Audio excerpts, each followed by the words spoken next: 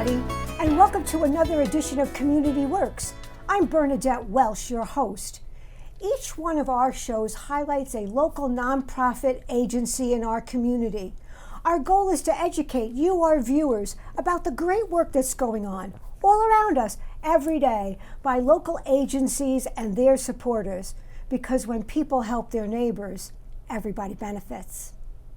The focus of today's show is a wonderful organization called Veterans Coffee House, and I am so honored to have the founder of this organization and a Vietnam veteran join us. So, welcome to the show, Beverly Churchill, who is the founder of Veterans Coffee House. And welcome to you, Jerry Augustine, who is a Vietnam veteran, and you have all wonderful things. So I'm just going to read this for our folks. Jerry is a U.S. Army veteran, 196 Light Infantry Brigade, 4th Infantry Division. He is a chaplain at the American Legion Post 75, and he is an author of 2 books. And we're going to talk about those books when we get to it. And Beverly is a longtime friend of mine. We go back way, and here she is doing this wonderful thing, and she's on our show. So we're very happy about that. So welcome, welcome, welcome. Thank you. Thank you. All right. Beverly, I'd like to start with you. Could you please tell our viewers about the mission of Veterans Coffee House? Okay, well, actually, the Veterans Coffee House was founded in 2017. And it was founded by Mark Halliday, and I'm his partner, actually. So we're partners with this organization now, and I'm very happy to be part of this for the past 4 years. My job is to arrange meetings and to get military speakers on a monthly basis. They meet on the 4th Tuesday of the month between 9:30 and 11:30 with a light breakfast, which is very nice, which is given to us by the Wallingford Senior Center, as well as this beautiful banquet room. And they have a staff that helps us set up and prepare our breakfast, and they're just very good to us all around. And the mission actually is just to... Okay, well, our mission is to get veterans together that need a place to socialize. They're still looking, and they still need that camaraderie. They still need their brothers around them. We did not meet we didn't meet last year in August, and they were a little upset with us for doing that. They said, please don't do that again, because they look forward to it. Yeah. And that makes them wait another month. But they come to us because of that, mainly, and because we have these wonderful military speakers. They do come to us if they're in need, if they're perhaps behind in their rent, or perhaps food is needed with their families and so forth. We try to do as much as we can because we are a 501c3. We do accept donations. We do have a website. At the moment, there's not a way to donate online, but with my email, you can contact me that way, and I'll make the arrangements to meet with you, or for you to make those donations to come in. We do have local businesses that do give us money during this time to bring in the food for our events, which is terrific. We have sponsors. We had an event at the local Elks Lodge lately.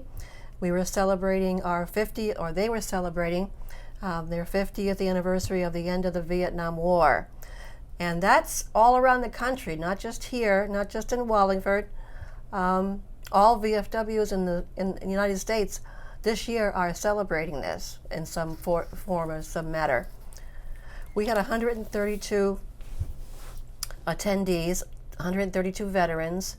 We had speakers, we had politicians. We had a really wonderful gathering. So it was very welcomed and needed, so much needed for these guys, because they were not welcomed when they came home. Yeah, we all know that. Yeah. Those of us of our age group know what happened. That's right. And that was very unfortunate. Okay, I'm going to switch things around, Jerry. I'm going to move to you. Thank you for your patience. Thank you. And could you please tell whatever you would like to tell about your story about serving in Vietnam? Anything you'd like to say is welcome. Sure. 60 years ago this month, I was drafted at the age of 19. I was in the first draft, that was 1965, And I trained up in Fort Devens, Massachusetts with the 196th Light Infantry Brigade, and we trained for 10 whole months before we went over. We shipped out of Boston Harbor, 4,000 of us, and we went over to build the Tay Ninh base camp up near the Cambodian border, which was on the end of the Ho Chi Minh Trail, to stop the infiltrating going toward the capital of South Vietnam, which was Saigon. And we did that through search and destroy missions, ambush patrols, and helicopter assaults. Okay. And that's what I did. And would you care to share how you and your fellow men felt about being there, or was it just, this is my duty, or how did you feel about going there? Well, I was attending University of Connecticut. I was on my spring break when I got drafted, and I thought it was my duty to serve. So I went in, and I went into the infantry. Biggest mistake I made was coming down to New Haven, and they said, "What would you like to do?" And I says, "I don't care." And I never should have said that. They stamped infantry right in front of me, and I said, "Oh boy." Yeah. Well, you know, okay. And how did you talk among yourselves, the men, about how you felt on the way over, or anything you care to share with us? Well, about on the that? way over, I actually won a contest during training, and I got to go over with the advance party. Everyone didn't want to go on the two, we call them scows, garbage scows. Oh, okay. The Not Darby and the Alexander Patch. There was 4,000 of us, and we had to go through the Panama Canal okay. and to California, and then go over to Vietnam. 32 days on those ships. Wow. And it was horrendous. I bet. So I was fortunate to go over with the advance party. It only took me 2 days to get to Vietnam. Good. Okay. Good. Yeah. Good. So then did they just start assigning you jobs, and you guys just got to work? Right, exactly. And on the way over, a week beforehand, I was in my mother's kitchen, and my mom goes, "Jerry, you ought to take a camera to Vietnam." So I took a 1949 Brownie Hawkeye camera, and I took 200 photos while I was in combat. And to this day, it's history. Yeah. I got to write my book. Yes. My first book was Vietnam Beyond, and 200 of my photos are in the book.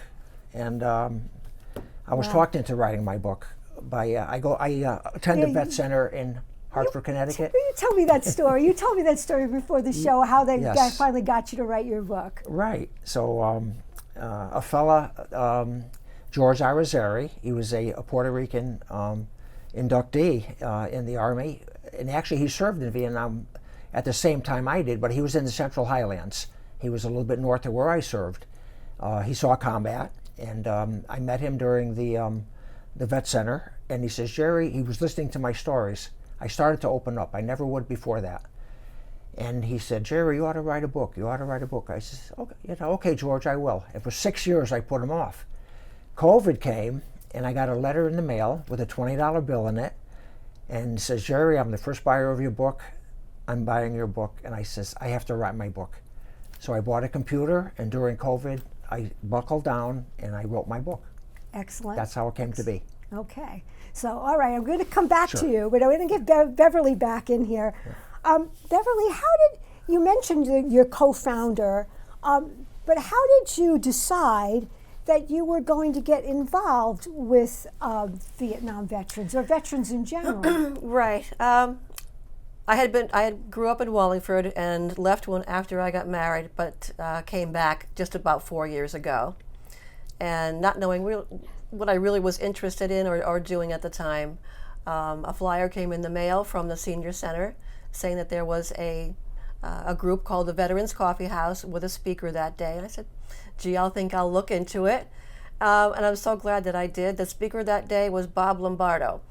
Bob Lombardo was a combat medic, which meant he was under fire, treating the wounded at the same time. Wow. He was 19 years old, and you really have to remember that looking at these guys today, they were once, 18 years old, 19 years old, 20, and just out of school, just out of high school, and now they're in battle, and they're pulling wounded off the battlegrounds.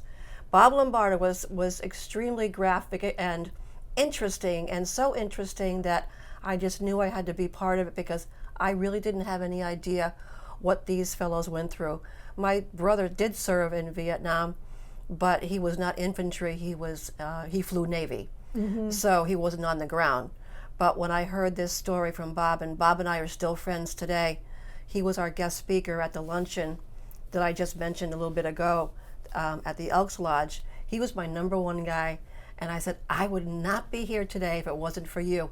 This all would not be here if it wasn't for you. So it was Bob Lombardo that grew my group from 25 when I joined, and now we're up to 60. I love that. So there are 60 of your fellow veterans that look right. forward every month to the coffee house talks. Yes. The coffee house talks. Okay, that's what you see. So there's the synergy here between you two about what you're experiencing and what Beverly is doing with the coffee house group. Yeah. And I think that that's wonderful. Okay, so now we're going to come back to you because I love to mix it up a little bit. Sure. So now you're there and you're doing your job. And how long were you there? I was there for exactly 1 year, August 4th of 66 to August 4th of 67. I was fortunate to come home. Yes, you were. I had 5 real bad close calls, but I had a guardian angel. That's how I feel. And I just love going to the coffee house because I listen to these veteran stories, and they hit, it hits your heart. And it's therapeutic, it's camaraderie, and we don't get that elsewhere. Yeah. And that's why I attend the coffee house. What do you think really gets through to a veteran who's been quiet for a long time? What do you think gets? Do you think it's that they get lonely, or maybe they happen to talk to you or somebody, and you say, "Join us, come to the coffee house," and you don't have to say anything, just be there? Well, I'll give you one example. I met this fellow, Bill Lussier. He was a helicopter pilot in Vietnam, and he didn't have any idea how many missions he flew. He flew so many in and out, he just didn't have any numbers. And he was a really quiet guy, very quiet person, and did not want to get involved. He was not a group kind of guy or a people person. He was just just very keeping it in, right? Yeah, just keeping it in. But then he met someone from our group, and eventually he came, and now he's just blossomed. He's just out there, and he helped me put this together. He helped me put this luncheon together, just he and I. Yeah. So from going from someone who wouldn't even think twice about being part of this group because he just didn't want to talk about it. It was very difficult for him to talk about because of what he went through. So that's why. And a lot of these fellows are like that. I've gotten so many unbelievably wonderful stories from these exceptional people. They are exceptional, wonderful people. For sure. Men and women, nurses that served. Okay, so ladies do show up at the coffee house? Oh, sure they do. Yeah, they do. That's very interesting. So it's word of mouth. It's being out there. Hopefully with the taping of this show, we could reach more people who might be saying, wow, I didn't know I could go to the senior center in Wallingford and meet Jerry and you and Bill and other people and have some friends. Because I imagine it gets lonely. Yes, it sure does. Yeah. For years I couldn't talk. When I joined the vet center in Hartford, even, I was buttoned up for over a year. Then I would start listening to these other fellows' stories, just like the coffee house, the same thing. And then I started to tell my stories, and then guys were so interested. Like I say, it's very therapeutic, and it's a healing process that we never got, for years and years. For sure. Yeah. For sure. Okay, so Beverly, you were talking a little bit about you find out what veterans need. Maybe they need help with this or that bill. So do you keep a running list of things that a veteran might need so that you could say, if you're behind in your rent, let me help you? Talk a little bit about that if you don't mind. It doesn't happen very often, luckily. Fortunately, it does not happen that often. We've had a few over the years. But with the cost of food these days, sometimes they just can't get what they need. So there are offerings, and we do give them different locations where they can go. Besides, not just through us, but of course, we have a list of vendors and people that will take care of families like themselves. Wonderful, wonderful. Okay, so we're halfway through the show. My little earpiece told me we're halfway through the show. So let's look at some pictures, shall we? We're going to look at some pictures and we're going to find out what we're looking at. So let's see if Victor can bring those up, because people like visuals, you know, they just really want to see things. Here we go. Jerry, what are we looking at? This is my second book. It just came out about 2 weeks ago. And I was contacted by Milton A. Turati.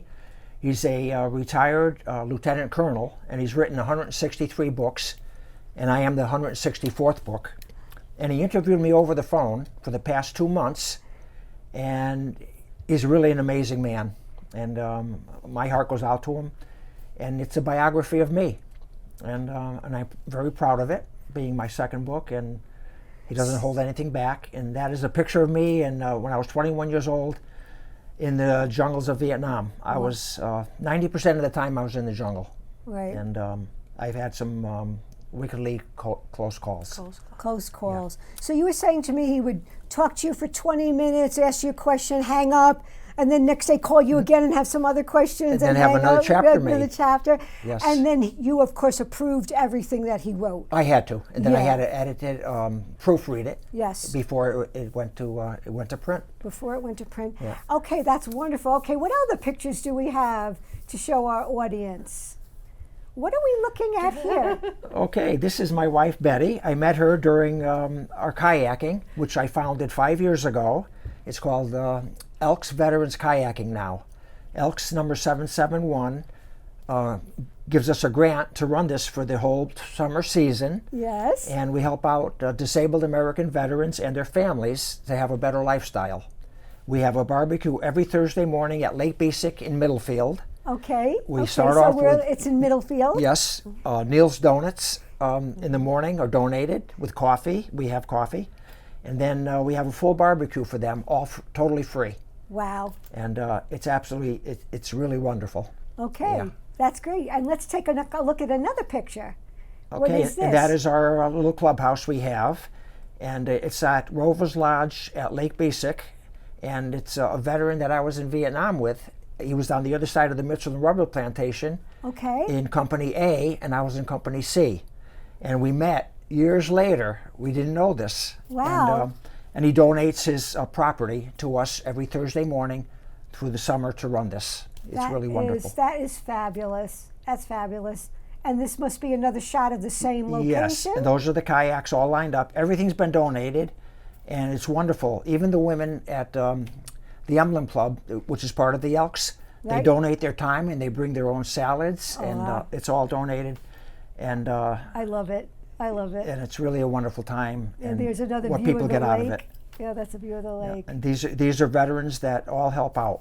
And do people apply, Jerry? They say, look, I heard about this kayaking club.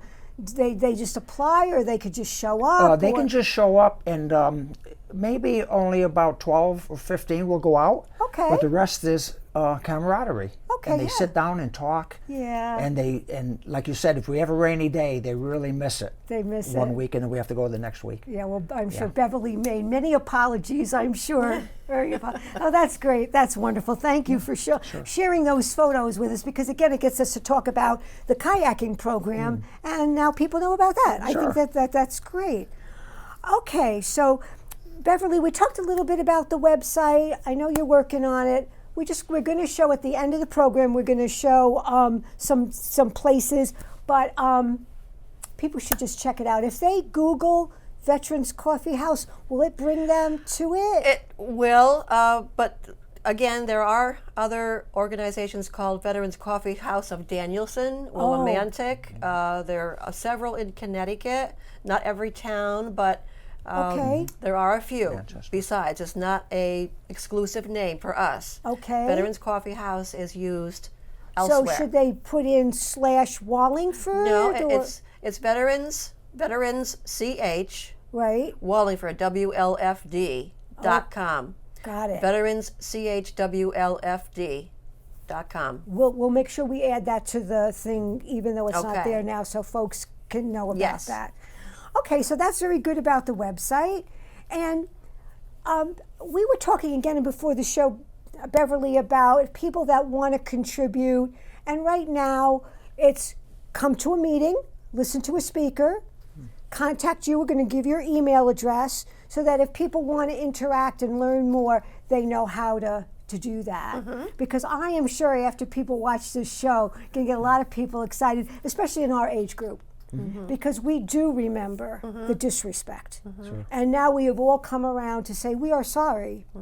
We are sorry that was what happened. And now things have gotten better. Yes. We need to respect all of our veterans, not just from World War I or II or Korea or Iran. We need to respect all our veterans. Because you didn't ask why, did you? No. You felt it was your duty. Right, exactly. You felt it was your duty. Sure, And thank you. we really need to know that. Well, we had 686 boys from Wallingford go to Vietnam. 686 and 12 did not come back. And we have a beautiful monument in our town that signifies and it's engraved with all 686 names. Wow, I did not know that. There's thousands in Connecticut that served. Thousands. I didn't Yeah. know that. Yep, People there need is. People need to know that. You need to know that. Yeah, my brother's name is on there too. Is it He came back, but he came back. he served. There Yeah. you go. That's what's important. Yeah. That we honor folks Yeah. that served. Okay. Can you folks tell us about any upcoming events, anything special we could get excited about? Well, not just yet. We did have in April our event, like I said, to commemorate the 50th anniversary. We do have candlelight vigils in March at the memorial to remember the fallen and remember the ones that are still with us and have passed on. But March 29th was the date that was official that the Vietnam War ended. So for the past few years since I've been with the Veterans Coffee House, we do walk out, we do meet up at the monument with our candles, and we have a short speaker. Jerry is also a chaplain, so he says a few words, and we do invite him to come on occasion too. So and we get 40 to 50 people, veterans that come. It's very solemn, extremely sure solemn. it is. It lasts just for a little while, and then we depart. But otherwise, the event that we had was also significant, and 40 veterans did receive a special plaque that day because they were boots on the ground, just like Jerry was. So a story was written in the Wallingford magazine, which comes out it comes out 6 times a year, and I also am a writer for the Wallingford magazine, and I had an article in there this month regarding that event. So that was well attended by, like in the beginning of the show, I had mentioned it. Yeah, thank you. But we will look into other things, of course, as summer's coming, and perhaps Sure, we can let do us something know. else. Yeah. Let us know. Yeah. As Jerry, back to you, as Sure. your function as a chaplain, do you just make yourself available to men and women who just want to talk?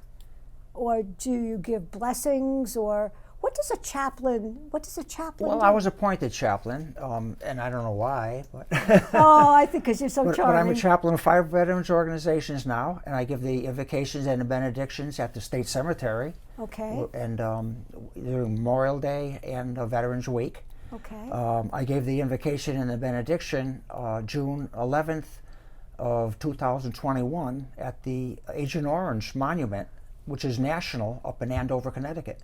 And I'm very proud of that. I'm sure you I are. lost 2 sons to Agent Orange.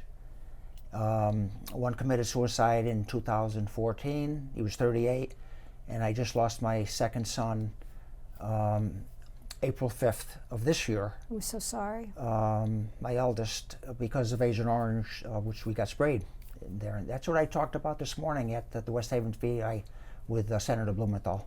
And he's coming up with special programs to fight the herbicides and everything else I that think we were it's up against. I think it's important for people to know that combat isn't the only hazard. The Army gets exposed to, even lately, burning plastic out in an open field and breathing in the plastic. In Sure. Vietnam, it was Agent Orange, Right. which I think was used to just kill the foliage so that you could see. So you could see the his- enemy, his exactly, Right. yeah. But they didn't realize, or they didn't do their homework, or who knows, Right. that it was detrimental to a lot more than just the trees in Vietnam. Right. By 1969, they found out that the dioxin was harmful to laboratory animals. And then they stopped spraying it in the beginning of 1971. Okay. That's when they stopped spraying. 19 million gallons were sprayed. Wow. Wow. During wow. It's Vietnam. almost like spraying somebody with Roundup or something with exactly. with something that we now know can cause sure. birth defects. And, and that's something too. When people say, what can we do for our veterans? We can support their medical bills. We could support their families. That's right. We could do anything that we could think of other than, sure, we want to say thank you for your service. All veterans like to hear that. But I think we could do a heck of a lot more than just say thank you for your service. We can listen to what veterans have to say. We can support the coffee house by making sure that if somebody needs something, that there's the money to do it. I mean, really, when somebody talks to you, I think you want to hear more than thank you for your service. Sure. And that's why I just love this, what Beverly does. The coffee house is one of the best programs I've ever been involved with. Yeah. Yes. Thank you, Jer. It's unbelievable. Well, I've always known Beverly to have a very big heart, a very, very big heart. Very big heart. I do love my veterans. Boy, it She really does. hit home when I saw Bob Lombardo. I just knew I had to be a part of it. I don't know why, but I can't thank him enough for getting me involved. But for 4 years, it's just been sometimes you think care you give, and love for you these get guys. more than you give. Yeah. Right? Yeah. When you give to it, because we do a lot of charities on the show. Right. And one of the themes that is reoccurring is, Bernadette, I got so much more out of it than I was giving because it gave back to me a sense of purpose, a sense of belonging, just a wonderful thing. So if Veterans Coffee House doesn't, do something for you, which it should, but find an organization that you want to care for and do something to give back to your community, because it'll make you a better person. I really think it will. And you've demonstrated that to us today on this program. So we're kind of almost out of time, but not quite. So is there any, okay, we are really running out of time, but is there any closing remarks, Jerry, especially you as a Vietnam veteran, that you'd like our viewers to know? Well, thank you so much for having me, and our war should not be forgotten. No. And that's why I do what I do, and that's why Beverly does what she does. And it's just a wonderful thing For sure. today. For sure. Yes, I mean, Jerry's point is that their war should not be forgotten, nor will we ever forget anyone's service or sacrifice to our nation. It's just something that we owe all of our veterans. So thank you for watching this wonderful edition of Community Works. Thank you to Beverly Churchill and Jerry Augustine for coming on the show. It's great. And we do this because we want you to learn more. Because when people help their neighbors, everybody benefits. See you again next time.